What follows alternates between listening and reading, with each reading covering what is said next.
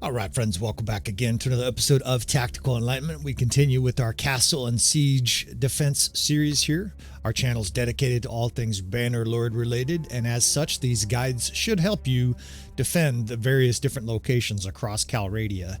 Now, we're going to cover Razih in this episode, and since it's towards the east here, we will simulate a Khazate assault, outnumbering us 3-1. They have a little different configuration of attacking siege weapons here. We've given them a ballista and a catapult.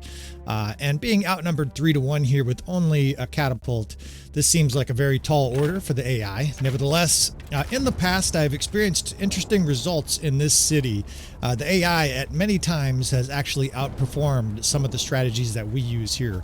We will see if that continues to be the case here or if otherwise. Now, right away, one of the things I notice here that might be part of the reason the AI experiences some success is that the enemy troops are a long ways away from the walls. In many cases, of course, the AI is right there up against your walls, hiding behind various different things. Now they destroyed a siege tower. That's a good thing for the defenses here. But because these troops are so far away, particularly the archers that are assaulting our walls here, a lot of the Aserai archers are actually dealing out pretty good damage without being mown down like you typically see. They are still, getting killed, of course, because they're not taking cover, and they are badly outnumbered here. It'll be interesting to see how that plays out. But that's one of the features that I think is unique, or at least different about this city compared to other cities. The defender archers, or the attacking archers rather, are a long ways away. They're dealing good damage to them here with this catapult. Although the losses are starting to mount here as the archers start to get dropped. I think also the shape of this city is sort of a crescent or a wide U shape helps the defenders here, although that's not going to help. They evidently were late getting reinforcements to the gate. Now they're stacked up in the courtyard, and this siege defense is going to fail, and fail pretty miserably. Even though they destroyed a siege tower here, it looks like it's going to fail. Now, I'm already looking for advantages here for our attempt. The courtyard there is probably too congested to actually try a secondary defense. I think we're just going to have to really try to squeeze our defenses into these very narrow channels. And obviously, that's what makes it very difficult to defend. If you can't put archers down in the courtyard, well, you end up with a result like that. The AI, we'll say the AI killed about half the forces here. Now, I'm still optimistic that we can figure out some kind of configuration, some kind of success for this. It's a difficult situation.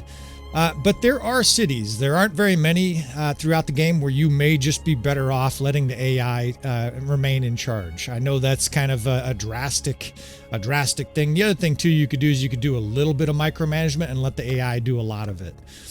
Here we're going to do full-on micromanagement. We'll see what we can do. Come up with some defense lines here. We've got some archers that we can spread over here. That's the second corps, so those guys have shields. If we need to, we can augment an infantry division. There's a little bit more space over here to the left. We may use that as a pinch point or as a last stand if things go badly in this episode. Now, like a lot of these episodes where there's not a lot of space, what I'm going to try to do is slide in a couple of high level divisions here towards the gate. I figure if there's not a lot of room for archers, at least try to make them high-level archers. In fact, same thing with the defenders. If the defenders at the gate in our typical square, if those guys are high-level and the archers are supporting them high-level, it's kind of like having your Persians or the enemy having Persians against your 300, right? If you can eliminate their numerical advantage by having better troops, then you've got a better chance. Now, sorry about that. We'll get the first division reset there. And then these two elite archer divisions. I don't know if the distancing is going to be okay. That's a critical thing for everybody watching to understand. You cannot put archers here near the gate and have them defend those squares if they are closer than about 10 yards. And that 7th division is probably going to be in trouble. Basically what happens is the AI assesses and said, hey, I got targets right here, these fucking archers, let's kill these instead. So we'll see. That distance is going to be very tenuous. Over here, the 3rd division, we can just block the square with or block the stairs, and then a nice division of archers here should be shooting to the side and behind the enemy. Once that line straightens out, that should work. The two sides, it's not the problem. It's the gate, right? This gate is a problem. There's hardly any space in here. No matter how I configure those archers, they seem jammed in there. And frankly, I have too many archers and not enough space, right? Look at how narrow these channels are. This is a city that I have struggled to defend before. And like I said in an episode, most of the time that I tried this compared to the AI actually did a better job. Now we just watched the AI under these configurations lose, and the enemy had half their forces left. I'm confident we can exceed that, but we'll see if we can even defend this city and give you guys a recipe that'll make for a tasty siege defense, right? If we're sharing stuff that's of benefit to you guys, you know, these episodes. You know, I'm going to continue to make these siege episodes, but for some cities, oh shit, okay, we're being counter-sieged, so I'm going to have to be dodging that, right? For some of these episodes, I almost just want to say the city of Razih, auto-resolve, there's your solution, right? But we'll see what we can do first. Oh shit, this motherfucker's going to kill us here. We'll see what we can do here before we get filled with despair. There's also that inner courtyard. I guess we could explore a little bit. Now, this is something I want to mention. I'm not going to destroy this siege tower. It's a strange concept here as this dipshit goes the wrong way over and over. Here's my thinking, fellas. If I leave the siege tower up, what that'll do is allow more of these troops to be fed into this left side, where I'm more confident that we can destroy them with these archer alignments and our strong infantry line. If I destroy this siege tower, then a lot of those troops are going to go to the front gate, which obviously has a much worse configuration for defense. So it's an odd situation where even though it would be pretty easy to destroy this siege tower, in fact, these guys are aiming for it, I don't actually want to destroy the siege tower. I'm very happy to let the enemy come up that siege tower into our maelstrom on the left side here. That's just, you know, a strategic point you guys want to consider. It's not always the best case to destroy an option into the city. In this case, quite literally, we're intentionally allowing the enemy to come in there because it seems, Jesus, it seems... you know, like a net positive for us. Now, I'm not going to sit here very long. I've got to go run and check the configurations of these different things. And we try to fight these somewhat realistically. Like my character's dodging all these catapults. I could just sit in the RTS mod and show you everything from the overhead. But most players are either playing on a console or they don't play with the RTS overhead. And so we will fight these battles in a somewhat realistic manner on the hardest difficulty. All right, one more to go there. One more for the road, so to speak. This side looks good. That's what I mean. I'm happy for the enemy to come up and approach with the siege tower. The front gate is problematic. These archers are really close to the front gate. Not all of them can actually see troops as they come through the front gate. Now I'm going to help and throw some stones. This is something obviously you're going to do every siege. And I'm going to do it early on here. I don't mind killing some of these troops and weakening some of these troops. You know, a lot of times when the AI attacks in this situation, what they'll do is they'll send high-end troops through the gate first. Now, these don't seem to be the highest level. But I don't mind at all more of the troops going up to two other locations rather than coming up this one. Now, so far, so good, right? We've got a 40-to-1 kill ratio, but obviously everything's going to change once they get through this front door.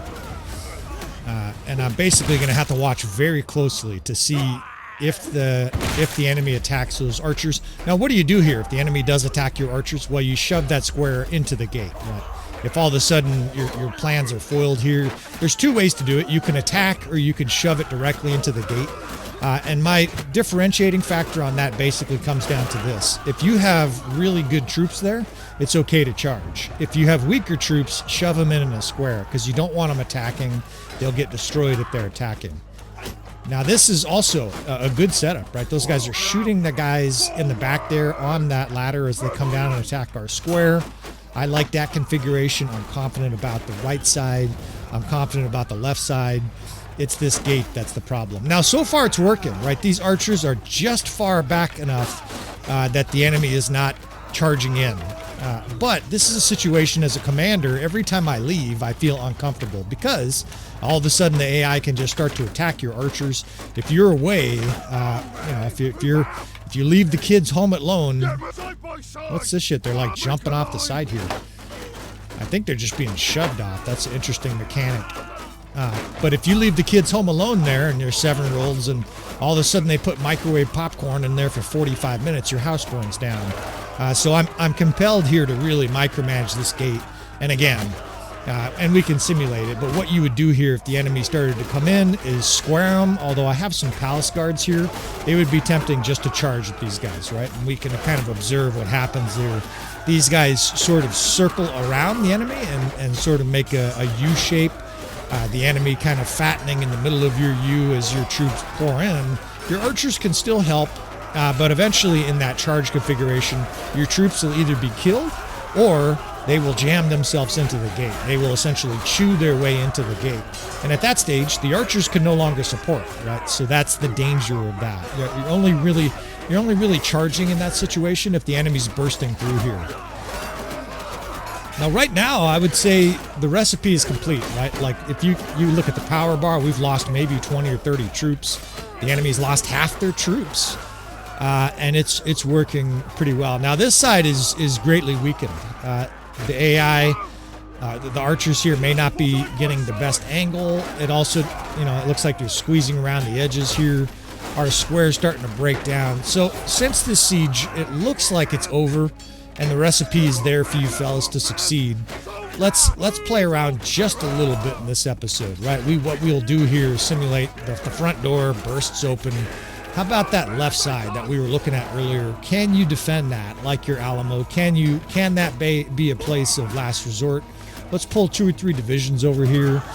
We'll leave a division over there to get annihilated, and we'll simulate what happens if this is your last stand, right? Can you, with 80 archers here and 50 infantry, can you hold this little block? My suspicion is no, because there's not a lot of room for the archers to shoot around these infantrymen. We'll have to divide this division. When you're doing this sort of a bracketed false gap defense, a false gap is where there is a gap, but it's purposeful, right? You're leaving that gap, whether you're doing it for melee combat tactics or in this case archer tactics. You want to leave a big enough gap for the enemy to pour through, and then of course they get shot with archers. What we can do is we can set up 2 different squares here with about an 8-foot gap between them, and then a host of archers behind them, scorching anything that comes through. We can tuck a square in there, although they'll be vulnerable to archers in the walls. Let's see here. And there's hardly any space here, right? This is definitely not my first option. I don't even know if this is going to work. Now, we've already destroyed 2/3 or at least, I'd say a good 2/3 of the attackers. So even if this isn't super efficient, it'll probably still hold out and work. But here's the basic concept, right? Say your gate blows open. This is all you've got left, these 100 archers and 50 infantry. Make a gap there. Motherfucker just took 79 damage, this fucking guy took. An arrow in the neck, and all of a sudden he's got carotid arteries pouring out blood. I'm going to make the square here on the left smaller because you can see the archers don't have line of sight. In fact, I'd like to get a shield wall kind of shoved up that square. If your archers can't shoot, the strategy is clearly going to fail. Right? We need to have a gap there. Otherwise, there's no false gap. It's called the no gap strategy. And it's not a very big gap. Let's speed this along and see what that looks like. The death spam looks pretty good, although there's a big flush of red. I think we're being shot. I'm not sure where the deaths are actually occurring. Although I did leave some troops on the other side of the keep, so some of the troops we're losing were just troops that I didn't bring over here. We're no longer babysitting them. They don't have archer support, so they're being annihilated. But this looks like it would be modestly successful. Now, they are being shot and they have no support, so let's pull these guys back, right? Let's make the enemy come into our line of sight here. Now the enemy is coming firmly into our archer line of sight. And I would say this is modestly tenable. Like, this is not highly successful. It looks like we're getting maybe a 3 or a 4 to 1 kill ratio. That's probably not enough to really warrant this in most situations. But if you're defending a city like this, Razih, this should always be an option you consider, right? That you create a last stand type of location. In fact, since they have no archers out there, we can put more on the walls here to help shoot down.